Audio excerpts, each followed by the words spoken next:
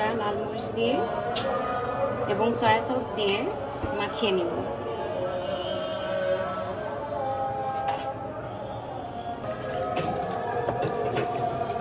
দশ মিনিট ম্যারিনেশনের জন্য রেখে দিলাম।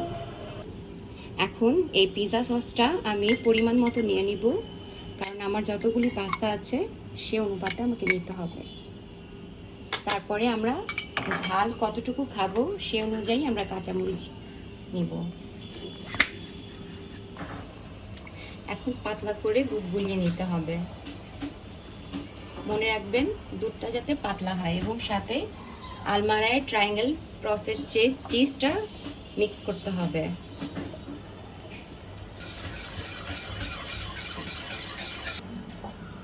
লবণ, তেল,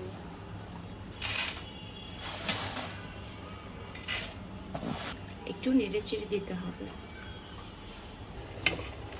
এখনো হয়নি আমাদের পাস্তাটা, কিছু সময় লাগবে।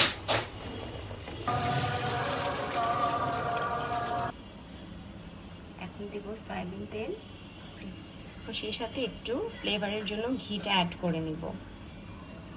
এখন এই তেলে আমি ম্যারিনেশন করা এই চিকেনটা দিয়ে দেব।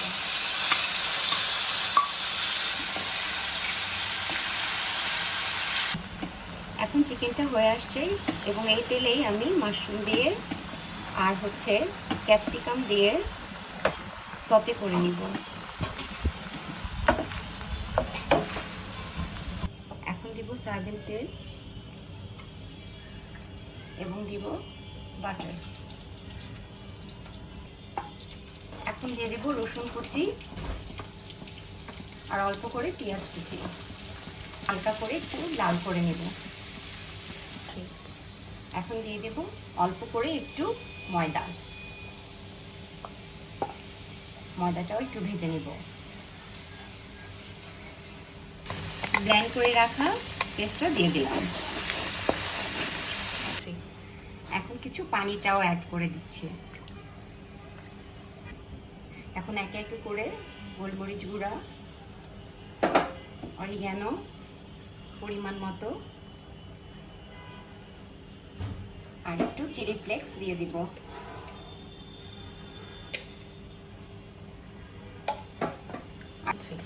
আর স্বাদ অনুযায়ী একটু লবণ।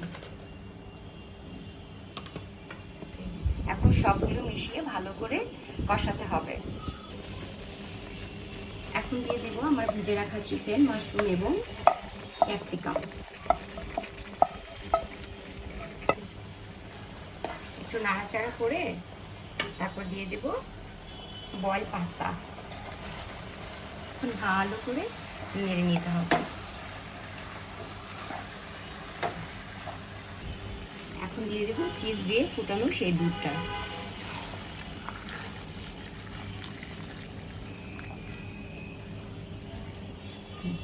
এখন একটু টেস্টের জন্য দিয়ে দিব অল্প করে চিনি।